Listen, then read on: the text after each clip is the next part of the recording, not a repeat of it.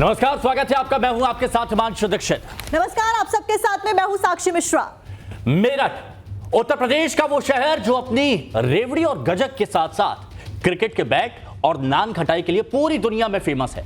शहर का नाम लेते ही उसकी गजक की मिठास का एहसास जुबान पर अपने आप होने लगता है। अब उसी शहर में एक ऐसी सनसनीखेज हत्याकांड को अंजाम दिया गया कि अब मेरठ का नाम लेते ही मुस्कान, सौरभ और साहिल का नाम जहन में दौड़ने लगता है।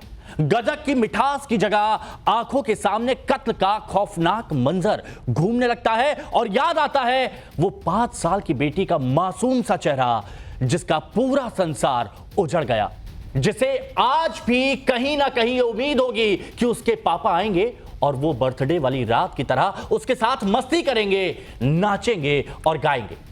पर ये अब नहीं हो सकता है क्योंकि खुद उस 5 साल की बेटी की जल्लाद मां ने ही उसके पिता का साया उसके सर से छीन लिया। जिस औरत ने सौरभ के साथ में 7 फेरे लिए थे, 7 जीने मरने की कस्में खाई थी, हर सुख दुख में जीने मरने का प्रण लिया था, उसी ने बड़ी ही बेरहमी के साथ में खूनी खंजर घोंपकर अपने हाथों से सौरभ को यानी कि अपने ही पति को मौत के घाट सुला दिया और 15 टुकड़े करके सौरभ की हत्या कर दी। वो यही सौरभ है और इसी की कहानी आज हम आपको बताने वाले हैं।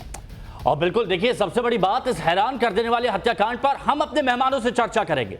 इससे पहले आपको इस रोंगटे खड़े कर देने वाली सनसनीखेज वारदात से जुड़े उन 3 किरदारों के बारे में बता देते हैं। और वो 3 किरदार जिनका जिक्र यहां पर किया जा रहा है, चलिए वो हम आपको यहां पर बताते हैं। तो यहां पर आप देखिए कि सबसे पहले इस किरदार में कौन आता है। तो यहां पर आप देखिए कि सौरभ राजपूत, वो सौरभ राजपूत जिसकी हत्या कर दी गई बेरहमी से। मुस्कान रस्तोगी, वो मुस्कान रस्तोगी जो सौरभ की पत्नी थी और साहिल की गर्लफ्रेंड थी। और तीसरा कैरेक्टर साहिल ही है जो कि मुस्कान का बॉयफ्रेंड है और इन दोनों ने मिलकर सौरभ की हत्या कर दी। तो मेरठ की कहानी जिसके इर्द गिर्द घूमती है, वो 3 कैरेक्टर आपने देख लिए, लेकिन यहां पर टाइमलाइन जानना बहुत जरूरी है। और वो टाइमलाइन अब हम आपको बताते हैं कि 3 मार्च वो तारीख थी जिस दिन उस खौफनाक सनसनीखेज हत्याकांड की पूरी प्लानिंग को अमली जामा पहनाया गया। तो आइए आगे बढ़ते हुए आपको बताते हैं कि आखिरकार 3 मार्च को क्या हुआ था। बिल्कुल, और देखिए यहां पर आप समझिए कि 3 मार्च में सबसे पहले शाम 5 बजे सौरभ अपने परिवार से मिलने गया। सौरभ की मां ने कोफ्ते बनाए थे और सौरभ को रात के लिए पैक करके दिए थे।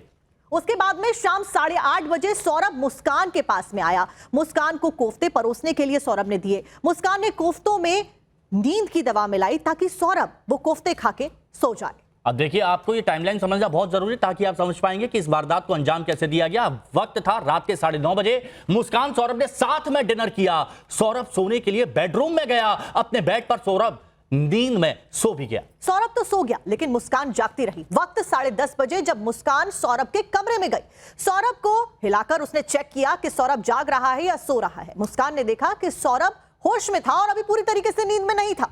और बिल्कुल रात के जैसे ही 11:30 बजे मुस्कान ने वापस सौरभ को चेक किया, सौरभ पूरी तरह से बेहोश हो गया था। और उसी वक्त मुस्कान ने साहिल यानी अपने बॉयफ्रेंड को फोन किया, जिसके बाद रात के 1 बजे मुस्कान का बॉयफ्रेंड साहिल घर पर पहुंचा। किचन में जाकर 2 बड़े चाकू लेकर आया। दोनों ने 20 मिनट तक बातें करी और नशा किया, यानी कि मुस्कान और साहिल ने बातें करी और नशा किया। और बिल्कुल नशे के बाद रात के 2 बजे मुस्कान साहिल दोनों सौरभ के कमरे में गए। मुस्कान ने सौरभ के सीने पर पहला वार किया खंजर से। दोनों ने मिलकर सौरभ की बॉडी के 15 टुकड़े किए। और यहां पर मुस्कान रुकी नहीं। चलिए अब आपको सुनवाते हैं कि मुस्कान और सौरभ के घर वालों का इस पूरे मामले को लेकर, घटनाक्रम को लेकर, हत्याकांड को लेकर क्या कुछ कहना है। उसका तो गंदा ही था, किसी से कुछ करना नहीं, कुछ काम नहीं, कुछ नहीं। चलो वो भी कुछ नहीं, मगर शांति से खाना पीना तो खाओ, लड़ाई तो मत करो। मोहल्ले में प्रदर्शन दिखाना, गाली गलौज करना।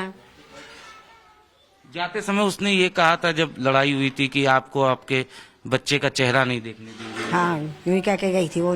क्या कहा था? कहती तो मैं तो ऐसा कर दूंगा कि तुम अपने लड़के का चेहरा ही नहीं देखोगे। मैं इस जो भी इंसिडेंट हुआ है उससे यही कहना चाहती हूँ दुनिया के सभी बच्चों से कि बच्चों प्लीज अपने पेरेंट्स से कुछ मत छुपाओ, कुछ मत छुपाओ। मेरे बच्चे ने एक बड़ी गलती करी है। वो अब मैं बार बार पूछती थी बेटा क्या प्रॉब्लम है, क्या क्यों इतने वीक हो रहे हो, 2 साल में 10 किलो वेट कम होना। उसने मुझसे बहुत कुछ छुपाया। आज वही वजह है कि वो जेल में है, ब्रेन वॉश हुआ है, नशे किए हैं, क्या किया है हमें कुछ नहीं पता। अगर जरा सा भी वो हमसे कुछ शेयर करती तो शायद आज वो इस स्थिति में ना होती। फांसी मिलनी चाहिए फांसी।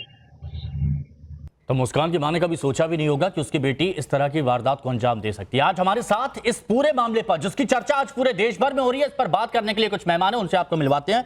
हमारे साथ निशा खन्ना है जो कि मनोवैज्ञानिक हैं, हमारे साथ कुलदीप मिश्रा हैं जो कि जादूगर हैं, हमारे साथ प्रियंका राणा जी सोशल एक्टिविस्ट यहां पर मौजूद हैं, बरखा त्रेहान जी हमारे साथ हैं, प्रेसिडेंट है पुरुष आयोग एनजीओ से, हमारे साथ विष्णु प्रिया जी हैं सोशल एक्टिविस्ट हैं, और वेद भूषण जी हमारे साथ फॉर्मर पुलिस ऑफिसर हैं। और इनसे हम बात करेंगे, अपनी चर्चा शुरू करेंगे। उससे पहले कुछ सवाल हैं वो हम आपके सामने रखते हैं और फिर इन सवालों पर अपने मेहमानों से बात करेंगे और ये जानने की कोशिश करेंगे कि आखिर मुस्कान ने सौरभ को क्यों मारा। तो चलिए पहला सवाल आपके सामने लाते हैं। सवाल कौन सी है ये भी जान लीजिए। मुस्कान ने सौरभ से लव मैरिज की थी और उसने सौरभ का कत्ल कर दिया, और आखिरकार उसने ऐसा क्यों किया? सबसे पहला और सबसे बड़ा सवाल यही है। एक सवाल यह भी है कि अगर मुस्कान साहिल के साथ रिलेशन में थी तो उसने सौरभ से तलाक क्यों नहीं लिया? इसके साथ साथ में अगर मुस्कान को सौरभ से कोई परेशानी थी तो उसने सौरभ के साथ में बातचीत क्यों नहीं करी? उसको हल करने का प्रयास क्यों नहीं किया? सिर्फ हत्या को ही क्यों चुना? क्या मुस्कान और साहिल के नशे के लिए, दारू गांजे के लिए ये सारी जघन्यता की हद पार कर दी? मुस्कान एक 5 साल की बच्ची की मां है। आखिरकार एक मां ऐसी वारदात को कैसे अंजाम दे सकती है बिना ये सोचे समझे कि आगे उसकी बेटी का क्या होगा? सीने में खंजर भोंकते वक्त मुस्कान का कलेजा क्या नहीं कांपा?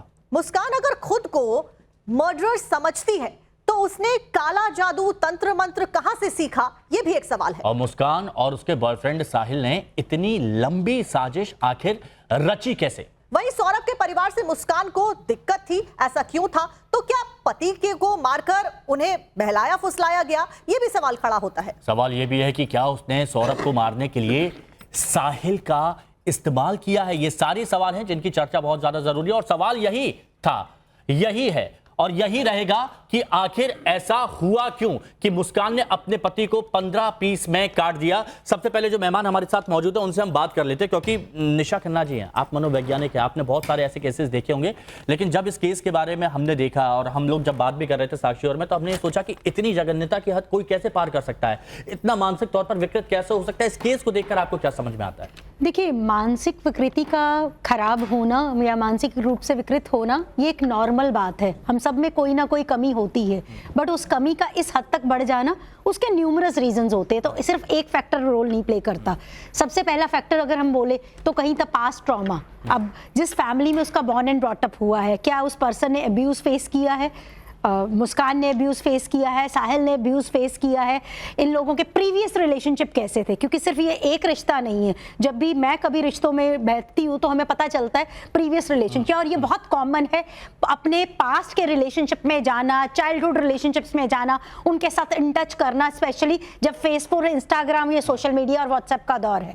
तो ऐसे समय में अपने पास्ट के साथ कोरिलेट होना और ऐसी भावनाएं आना, इवन लोग हमारे पास रेगुलर बेसिस पर आते हैं जिसमें वो बोलते हैं कि मुझे 2 में से एक को चुनना है, तो मैं किसे चुनूं? और कई बार ऐसा होता है कि बच्चा है, कई बार ऐसे सिचुएशंस भी होते हैं बच्चा नहीं भी इन्वॉल्व होता। But another thing, personality disorder. आप किसी ना किसी मानसिक बीमारी से सफर कर रहे होते हैं, चाहे वो बॉर्डरलाइन पर्सनालिटी डिसऑर्डर हो, चाहे वो साइकोटिक सिम्टम्स, हेलुसिनेशन, डिल्यूजन्स हो सकते हैं, उसके साथ स्किज़ोफ्रेनिया जैसी बीमारी इसके तहत हो सकती है। कई बार हमें एंटी सोशल पर्सनालिटी ट्रेट्स होते हैं, यानी कि मेरी मर्जी, मेरी जिंदगी, मेरे रूल्स।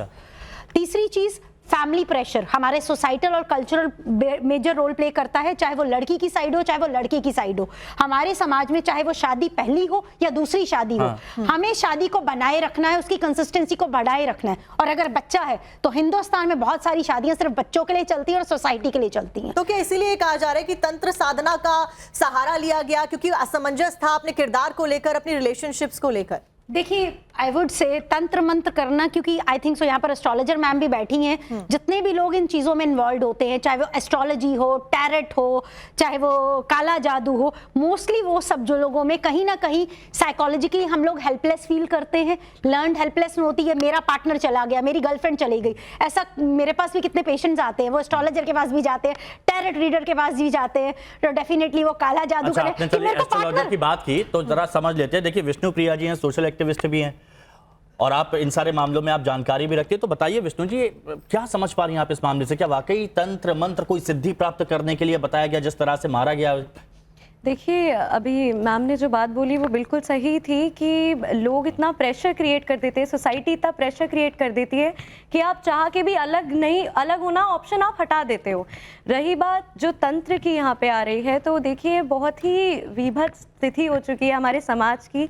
किसी को पाना हो तो आप चले जाते हो तंत्र में कि आप प्लीज़ किसी भी तरह जल्दी से इस इंसान को मेरे पास ले आइए, नहीं तो उससे अलग कर दीजिए।